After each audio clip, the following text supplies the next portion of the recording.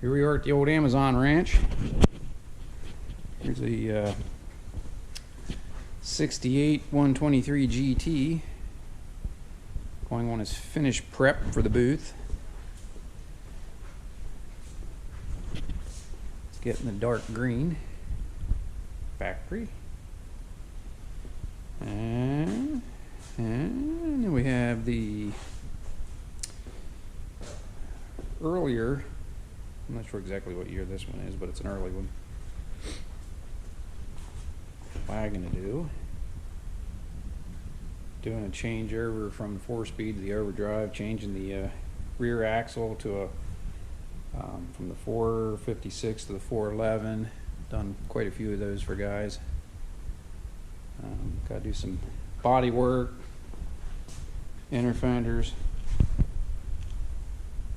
both sides, typical problems, around the wheel lips, full interiors going in that one, headliner, everything. And then back to the two-door wagon that people have been asking me more and more about. My car. Only been working on it since 2006. It's been a bit too busy with everybody else's stuff and building other dumb stuff that I've done. But hey, I'm getting on it. Did a dash, welded it all up, put all the custom gauges and everything in it at an angle where I can see everything from sitting in the seat. This is the car that I made a two-door out of, as you can tell. Okay, there's a two-door setup. Uses the big doors from the coupe along with half the quarters to do that. It's not as simple as it looks, but it's cool looking. But this is one I'm doing the 16 valve turbo motor on. Did the Yoshi Fab conversion for the 16 valve on the B230 block. Will be a turbo. Waiting on a mechanic friend of mine to come out and finish wiring the computer for it. Took tons of fabrication. The brakes are what was really holding me up. Once the intake's on, the brake booster, I couldn't put a power brake booster on because everything would hit.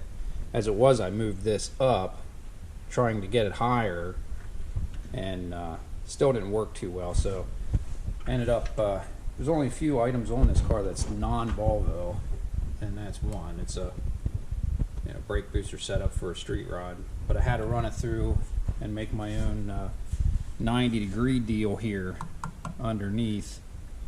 Well, goes in under here and then hooks to the pedal.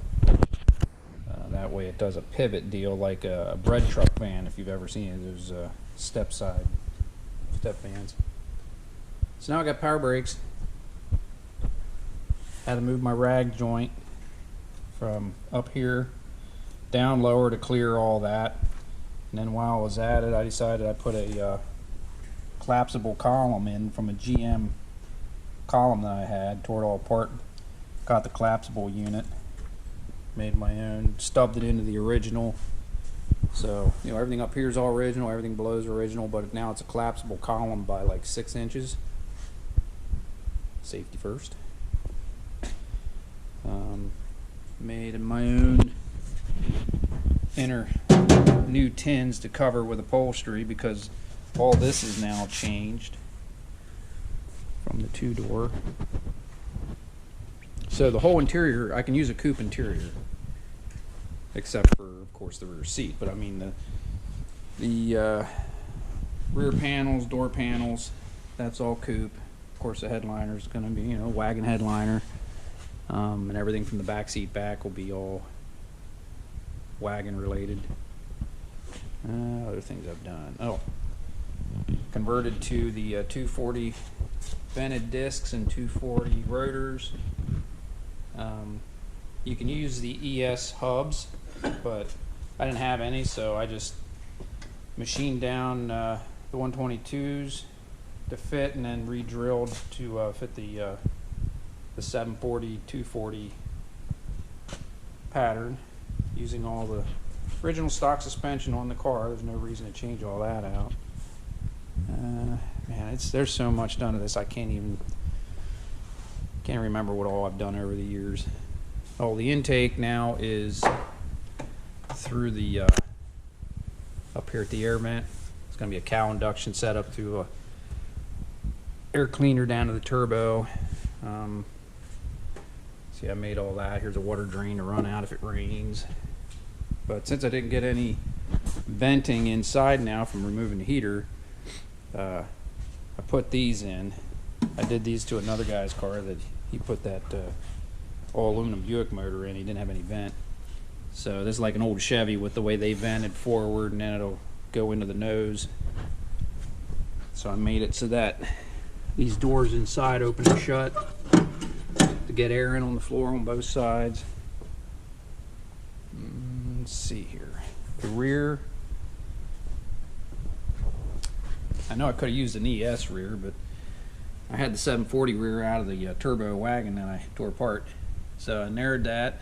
So of course now we have a 740 rear with 373 gears with the posi unit. So it's 4-wheel disc. Let's see. Oh yeah. On a wagon.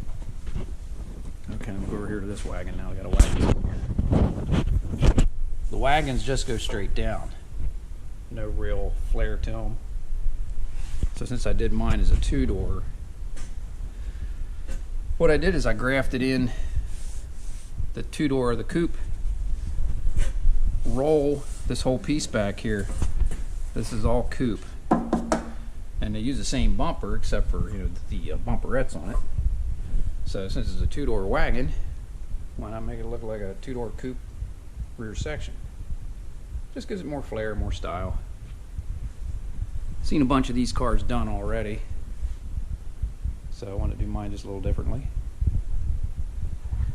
But yeah, it's a lot more to doing these than you think. I mean, you have to cut sections of door out of the original wagon door because this angle on a coupe drops, so it leaves a big gap here, which doesn't look natural when you put it together. It's just little things that just eat up a lot of time. So, okay, that's this video for now till I get farther on it. Hopefully this spring of 2020 I can hear this motor run. Would be really nice. Okay, well, thank you for watching.